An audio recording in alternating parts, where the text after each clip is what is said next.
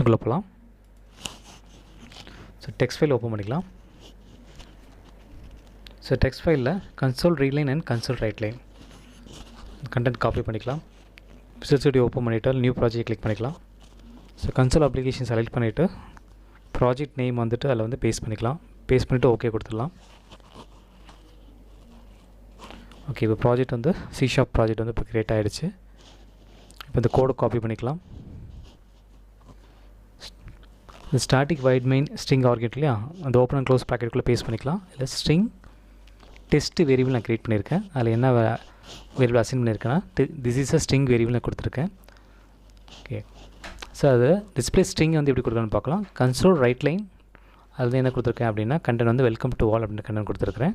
So ஒரு வேரியபிள்குள்ளே இன்னொரு variable அப்படி அசைன் பண்ணுறது பார்க்கலாம். அது எப்படின்னா console dot right test variable, அந்த ஃபஸ்ட்டு ஸ்ட்ரிங் டெஸ்ட் வேரியபிள் இருக்கு இல்லையா, அதை வந்து நம்ம ஒரு வேரியபிள்குள்ளே இன்னொரு வேரியபிள் வந்து நம்ம கொடுத்துருக்கோம். ஸோ கன்சோல் டாட் ரீலைன் அந்த வேல்யூ வந்து எப்படி ரீட் பண்ணுறதுக்கான கமெண்ட்டும் அதில் கொடுத்துருக்கோம். ஓகேவா, ஃபஸ்ட் இப்போ வந்து சேவ் பண்ணிவிட்டு பில் கொடுத்துடலாம். Okay, next start button press பண்ணிடலாம். ஸோ இப்போ பார்த்தீங்கன்னா அவுட்புட் பாருங்கள். அந்த டெஸ்ட் வேரியபிள் பார்த்தீங்கன்னா வெல்கம் டு ஆல் கிரியேட் ஆயிருக்கா. Okay, super. நெக்ஸ்ட்டு வந்துட்டு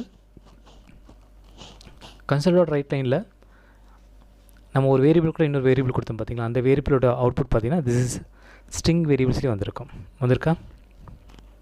ஓகே, ஸோ இப்படி தான் வந்து நம்ம வேல்யூஸ் வந்து அசைன் பண்ணி எடுத்துக்கலாம். ஓகே, ஸோ இவ்வளோ தான் சிம்பிள். தேங்க்ஸ் ஃபார் வாட்சிங்.